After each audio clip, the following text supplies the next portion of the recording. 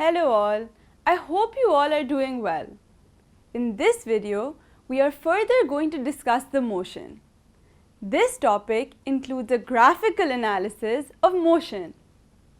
Before we discuss motion graphically, the first question that comes to our minds is, what is a graph?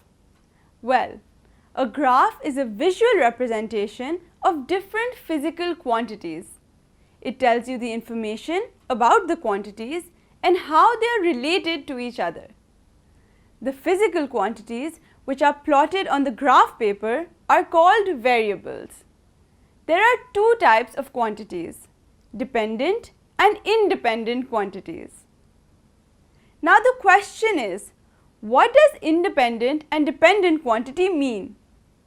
The dependent quantity is the one that depends on the independent quantity, or you can say that the dependent quantity varies as the independent quantity varies. What about the independent quantity? It is the quantity that does not depend on any other quantity. You must be confused. Let's make it simple with the help of an example. Take a look at the graph on this side.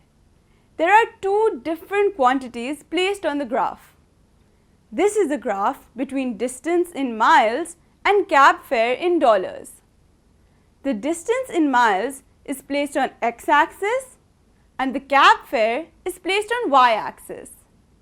Now my question is that why is the distance placed on x-axis and the cab fare on y-axis?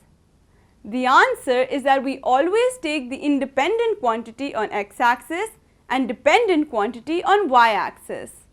Now, why is the distance an independent quantity? If you take a cab to go somewhere, it depends on you how many miles you want to travel or the distance you want to travel, as you are the passenger in the cab.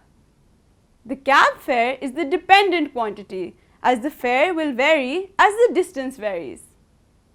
The cab fare depends on how much the distance is covered.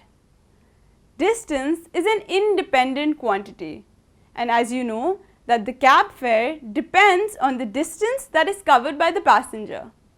That is why it is placed on the y-axis. Do you know, graphs are used for various purposes in our daily lives. A graph may be used in everyday life to show year-wise growth or decline of export, yearly rainfall, a patient's temperature record, or runs per over scored by a team, and so on.